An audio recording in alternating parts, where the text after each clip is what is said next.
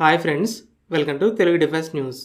DRDO Aero India షోలో తాము develop చేసిన స్వదేశీ వెరీ హై ఫ్రీక్వెన్సీ రెడార్ని ప్రదర్శించింది.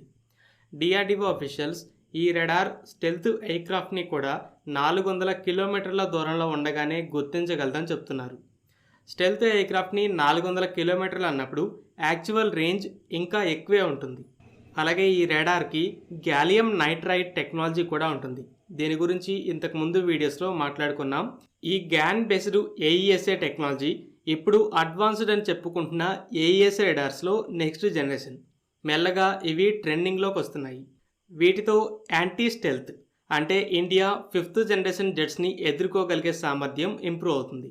డిఆర్డిఓ ల్యాబ్ ఎల్ఆర్డిఈ నుండి 50 మంది ఎక్స్పర్ట్స్ కలిసి దీన్ని డెవలప్ చేయగా మరో 3 నెలల్లో ఫీల్డ్ ట్రయల్స్కి సిద్ధమవుతుందని చెప్తున్నారు. దీన్ని పబ్లిక్ సెక్టర్ అంటే గవర్నమెంట్కి చెందిన కంపెనీ అయిన భారత్ ఎలక్ట్రానిక్స్ లిమిటెడ్ మ్యానుఫ్యాక్చర్ చేస్తుంది.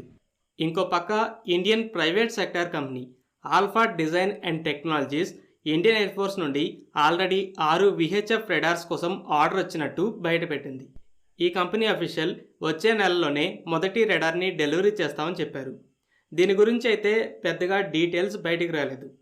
ఈ విహెచ్ఎఫ్ రెడార్స్ స్టెల్త్ ఎయిర్క్రాఫ్ట్ని ఎలా గుర్తిస్తాయంటే 5th జనరేషన్ జెట్స్లో కృత్రిమంగా తయారు చేసిన కొన్ని మెటీరియల్స్ అలాగే పెయింట్స్ వేసి రెడార్ వేవ్స్ తగలగానే అవి బౌన్స్ అవ్వకుండా వీక్గా మార్చేస్తాయి.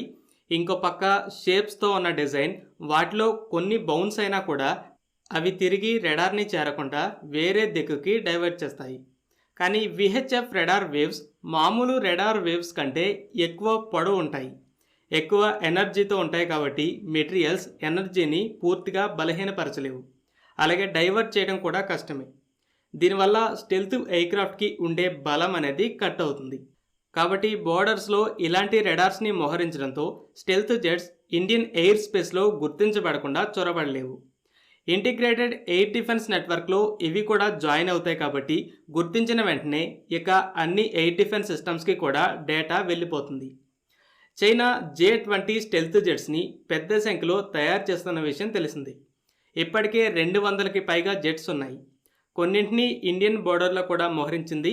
ఇంకో పక్క పాకిస్తాన్ కూడా చైనీస్ రెండో స్టెల్త్ జెట్ J-35లని కొంటుంది.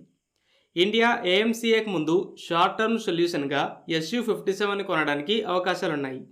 అయితే శత్రువుల అడ్వాన్స్డ్ జెట్స్కి ఎదురుగా స్ట్రాంగ్ ఎయిర్ డిఫెన్స్ ఉంటే శత్రువు ఎయిర్ని డామినేట్ చేయకుండా అడ్డుకోవచ్చు.